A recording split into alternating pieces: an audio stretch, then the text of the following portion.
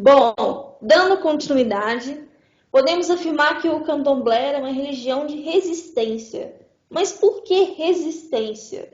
Uma das respostas é: nunca viveram dias de paz. A perseguição, o preconceito, a discriminação acabam fazendo parte da rotina. Também podemos citar as questões históricas, como o processo de colonização do Brasil, que trouxe ideologias dominantes presentes na Europa e criou também uma sociedade escravista, e principalmente pela questão racial com a vinda dos africanos. Teve também a superioridade pelos europeus, que foi imposta, pelos europeus, além da discriminação social que infelizmente ainda acontece atualmente. Por fim, a intolerância, que é um dos grandes problemas da humanidade até hoje. Aqui a gente tem uma charge que foi publicada em 1999 e retrata um caso de um terreno de candomblé que foi atacado por bandidos em Salvador. E eles obrigaram, sobre a mira de uma arma, a Yalorixá a destruir as imagens. E os filhos de santo, que são os praticantes da religião, foram obrigados a deixar o local. E aqui a gente tem duas fotos que retrata um caso que aconteceu, na verdade é retratado pela série Últimos Dias de Gilda, que basicamente conta a história de uma mulher que sofre por ser fora dos padrões que é imposto pela sociedade.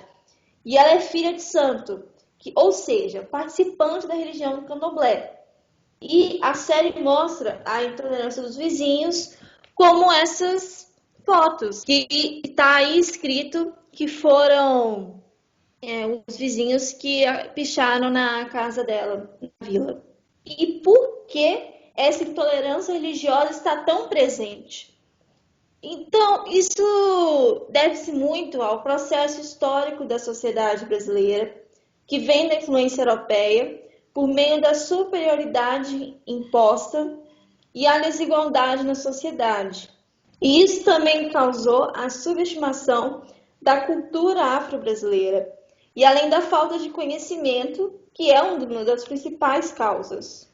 E aqui são alguns dados que a gente pegou da Comissão do Combate à Intolerância Religiosa, isso lá do Rio de Janeiro, e mostra que 70% das ofensas, dos abusos, dos atos violentos entre 2012 e 2015 são de religiões de matriz africana. E aqui a gente tem um slide falando sobre como a religião do candomblé influenciou na sociedade brasileira.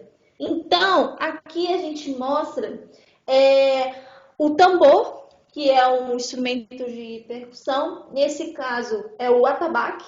E na foto à esquerda está representado o rum, que é um tambor maior, e o lé, que é o tambor menor, que está representado na foto à direita.